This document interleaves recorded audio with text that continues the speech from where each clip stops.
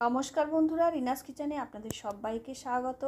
আজ আমি আপনাদের সঙ্গে শেয়ার করব পনির দিয়ে পটলের ডালনা। নিরামিষ রেসিপি বন্ধুরা, খেতে দুর্দান্ত লাগে। ভাত, রুটি, পরোটা সব কিছুর সাথেই কিন্তু খেতে পারবেন।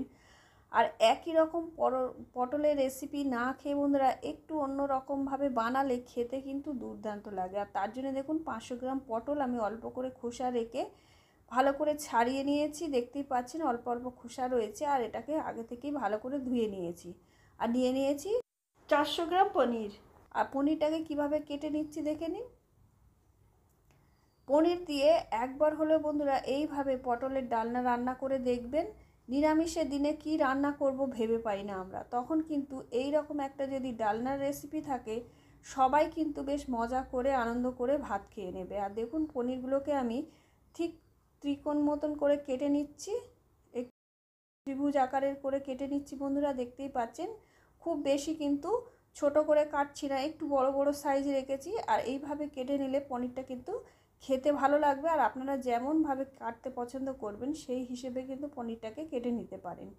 পনিরগুলোকে কেটে নিয়েছি, এবার পটলটা কেটে নিচ্ছি। দেখুন মধ্যিখান দিয়ে দু চালা করে নিচ্ছি সমস্ত পটলগুলোকে। আর পটলগুলো চেষ্টা করবেন একটু কচি পটল নেওয়ার, তাতে কিন্তু রেসিপিটা খেতে দুর্দান্ত লাগবে। সমস্ত পটলগুলো কিন্তু আমি এইভাবে দু টুকরো করে নিয়েছি, আবারও দু টুকরো করে নিয়ে একটু ক্যাটচা করে কেটে নিচ্ছি। দেখতেই পাচ্ছেন ঠিক কীভাবে কেটে নিচ্ছি। এইভাবে পটলগুলোকে কিন্তু কেটে নেব। আর মধ্যিখানে যে পটলের পাকা অংশ রয়েছে বন্ধুরা, পাকা দানা আর হলুদ অংশটা, সেইটা কিন্তু আমি বাদ দিয়ে দিচ্ছি। সেটা কিন্তু রাখছি না এই রেসিপিতে। এই পাকা অংশটা রাখলে কিন্তু খেতে ভালো লাগবে না। এবার দুটো মিডিয়াম সাইজের আলু নিয়েছি। আপনারা চাইলে আলুটা স্কিপ করতে পারেন। আলু পছন্দ না করলে শুধু পনির আর পটল দিয়েও রেসিপিটা তৈরি করতে পারেন, কিন্তু একটু আলু দিলে খেতে ভালো লাগে। আমি একটু আলু পছন্দ করি, তাই দুটো আলু দিয়েছি বন্ধুরা। দেখুন আর আলুটাকে কিভাবে কেটে নিলাম দেখতেই পেলেন। দু টুকরো করে, তারপরে আবারও দু টুকরো করে নিলাম, 4 টুকরো করে ছোট ছোট টুকরো করে কেটে নিয়েছি। আপনারা আপনাদের পছন্দ মতন আলুটাকে কেটে নিতে পারেন। এইভাবে সমস্ত আলুগুলোকে কিন্তু কেটে নিয়েছি। এবারে পনিরের মধ্যে দিয়ে দিচ্ছি অল্প করে লবণ আর হলুদ দিয়ে পনিরগুলোকে ভালো করে কিন্তু মিশিয়ে নিতে হবে। তবে খুব জোরে কিন্তু এটাকে মেশানো যাবে না, আস্তে করে এইভাবে আলতোভাবে মিশিয়ে নেব। কারণ এই পনিরটা খুবই নরম বন্ধুরা। আর বাজারে দেখবেন দু ধরনের পনির পাওয়া যায়, একটা শক্ত আর একটা নরম। আর শক্তটা কিন্তু বেশ শক্ত হয়, আর ওটা খেতেও অতটা সুস্বাদু হয় না। তবে এই পনিরটা খেতে যেমন সুস্বাদু আর তেমনই কিন্তু নরম। এটা একদমই শক্ত হয় না বন্ধুরা, দেখতেই পাচ্ছেন।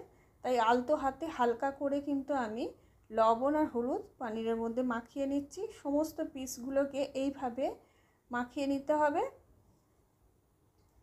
দেখুন এইভাবে কিন্তু সমস্ত পনিরের মধ্যে আমি লবণ আর হলুদ মাখিয়ে নেব। অবশ্যই লবণ আর হলুদটা মাখিয়ে নেবেন, তাতে পনিরটা খেতে কিন্তু দারুণ সুস্বাদু হবে। সমস্ত পনিরগুলোকে কিন্তু মাখিয়ে নিয়েছি। আর ওভেনে চলে এসেছি, কড়াই বসিয়ে দিয়েছি একটা, দিয়ে দিচ্ছি সর্ষের তেল 2 টেবিল চামচ মতন। রেসিপিটা অবশ্যই সর্ষের তেলে করবেন। আর যারা সর্ষের তেল পছন্দ করেন না তারা সাদা তেল কিংবা বাটার দিয়েও করতে পারেন। এবারে দেখুন পনিরগুলোকে একটা একটা করে দিয়ে দিচ্ছি তেলের ওপরে। দিয়ে এটাকে পনিরগুলোকে কিন্তু লালচে রং ধরিয়ে আমি ভেজে নেব, লো ফ্লেমে ভাজবো। সমস্ত পনিরগুলোকে কিন্তু একটা একটা করে আমি দিয়ে দেব। অবশ্যই এইভাবে একটু ভেজে নেবেন, তাতে কিন্তু খেতে দারুণ লাগবে পনিরটা। দেখুন বন্ধুরা, কিছুক্ষণ পরে আমি কিন্তু এটাকে সরিয়ে দিচ্ছি, এক সাইড করে দিচ্ছি, দিয়ে আবারও পাশে বাকি পনিরগুলো দিয়ে দেব। এইভাবে কিন্তু একটু সময় নিয়ে ভেজে নিলে খুব ভালো ভাজা হবে পনিরগুলো, কালারটাও চেঞ্জ হয়ে যাবে। আর বন্ধুরা, ভিডিওটা ভালো লাগলে অবশ্যই একটা লাইক করবেন আর চ্যানেলটা সাবস্ক্রাইব করে পাশে থাকবেন। আর এইভাবে নিরামিষ পনিরের রেসিপি পটল দিয়ে অবশ্যই তৈরি করে খাবেন। আশা রাখছি এই রেসিপি আপনাদের ভালো লাগবে। দেখুন এইভাবে লালচে রং ধরিয়ে কিন্তু সমস্ত পনিরগুলোকে ভেজে নিতে হবে। আর আপনারা যেমন পছন্দ করবেন সেইভাবে কিন্তু ভেজে নিতে পারেন, হালকা করেও ভেজে নিতে পারেন। যেমন পছন্দ করবেন সেই হিসেবে পনিরগুলোকে ভেজে নেবেন। দুর্দান্ত লাগে বন্ধুরা, একবার হলেও নিরামিষ এইভাবে পটল আর পনিরের ডালনা রান্না করে দেখবেন। দুপুরবেলা কিন্তু ভাত দিয়ে, গরম গরম ভাত দিয়ে দুর্দান্ত লাগবে খেতে। আর যে কোনো নিরামিষের দিন আপনারা এই রেসিপিটা তৈরি করতে পারেন। নিরামিষ ছাড়াও কোনো পুজো থাকলে বাড়িতে, তাহলেও তৈরি করে নিতে পারেন। খেতে কিন্তু দারুণ লাগবে। দেখুন এবার পনিরগুলো ভাজা হয়ে গেছে, আমি কড়াই থেকে তুলে নিচ্ছি। সমস্ত পনিরগুলোকে কিন্তু আমি এইভাবে ভেজে তুলে নিয়েছি। আবারও কড়াইয়ের মধ্যে দিয়ে দেবো অল্প করে সর্ষের তেল। 1 চামচ মতন সর্ষের তেল দেবো। খুব বেশি তেল কিন্তু এই রেসিপিতে লাগে না। দেখতেই পেলেন অল্প তেলেই কিন্তু রান্নাটা হয়ে যাবে, কিন্তু খেতে হবে দুর্দান্ত স্বাদের। এবারে পটলগুলো দিয়ে দিয়েছি। আর পটলগুলো বন্ধুরা প্রথমে হাই ফ্লেমে কিছুক্ষণ নাড়াচাড়া করে ভেজে নেব। পটলগুলোকেও কিন্তু লালচে রং ধরিয়ে ভালো করে ভেজে নিতে হবে একটু সময় নিয়ে। পটলটাকে ভালো করে ভেজে নিলেই কিন্তু রেসিপিটা খেতে সুস্বাদু লাগবে। আর দিয়ে দিচ্ছি অল্প করে লবণ আর হলুদ। অবশ্যই ভালো করে একটু সময় নিয়ে ভাজবেন, তাতে পটলটা কিন্তু খেতে দারুণ লাগবে। লবণ আর হলুদ দিয়ে আবারও কিন্তু নাড়াচাড়া করে নিচ্ছি। এবারে ঢাকা চাপা দিয়ে আমি কিছুক্ষণ রান্না করে নিয়েছিলাম, মাঝে মাঝেও নাড়াচাড়া করে দিয়েছিলাম। এইভাবে ঢাকা চাপা দিয়ে কিন্তু পটলগুলোকে ভালো করে লালচে রং ধরিয়ে আমি ভেজে নিয়েছি। দেখতেই পাচ্ছেন এইভাবে একটু ভালো করে অবশ্যই ভেজে নেবেন। পটলগুলো ভাজা হয়ে গেছে, এবার আমি কড়াই থেকে তুলে নেব। আর বন্ধুরা পটল আর পনিরের পরিমাণটা আপনারা চাইলে কমাতেও পারেন, তবে পটল আর পনিরের পরিমাণ বাড়ালে অন্য উপকরণগুলোর পরিমাণ কিন্তু বাড়াতে হবে। আবারও দিয়ে দিচ্ছি 2 চামচ মতন সর্ষের তেল, দিয়ে দুটো শুকনো লঙ্কা, একটা তেজপাতা আর 1/2 চামচ গোটা জিরে আমি ফোড়ন হিসাবে দিয়ে দেবো। দিয়ে সুন্দর লালচে রং ধরিয়ে ফোড়নটাকে কিন্তু ভেজে নিতে হবে।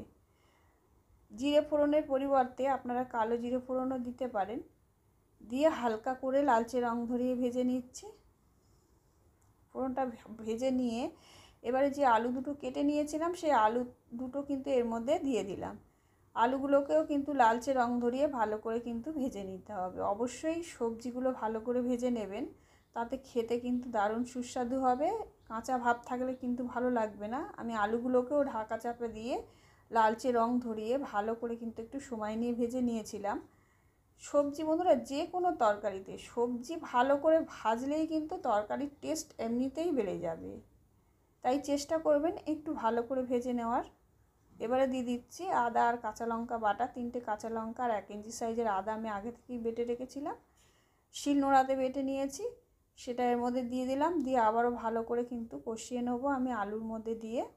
এবারে দিয়ে দিচ্ছি একটা টমেটো, মিডিয়াম সাইজের টমেটো কুচিয়ে নিয়েছিলাম, সেই টমেটোটা দিয়ে আলুর মধ্যে দিয়ে ভালো করে কষিয়ে নেবো। তাতে কি হবে, টমেটোটা ঘাটা ঘাটা হয়ে যাবে। এবারে দিয়ে দিচ্ছি স্বাদ অনুসারে লবণ। আর আপনারা চাইলে টমেটোর পেস্টও ব্যবহার করতে পারেন। লবণটা দিয়ে যত নাড়াচাড়া করব টমেটোটা কিন্তু ততই ঘেটে যাবে, একদম পেস্টের মতন হয়ে যাবে। দেখুন এইভাবে কিছুক্ষণ ভালো করে কষিয়ে নেব। এবারে দিয়ে দিচ্ছি 1 চামচ হলুদ গুঁড়ো, 1 চামচ জিরে গুঁড়ো। খুব বেশি কিন্তু মশলা এতে লাগে না বন্ধুরা। হাতের কাছে থাকা কয়েকটি উপকরণে একদম ঘরোয়াভাবে এইভাবে পনির রান্না করে দেখবেন, খেতে কিন্তু দুর্দান্ত লাগে, দারুণ লাগে। নিরামিষের দিনে গরম গরম ভাতে এরকম একটা রেসিপি থাকলে কিন্তু খাবার চিন্তা থাকে না। আর দুটো কাঁচা লঙ্কা আমি দিয়ে দিয়েছিলাম, দেখতেই পাচ্ছেন।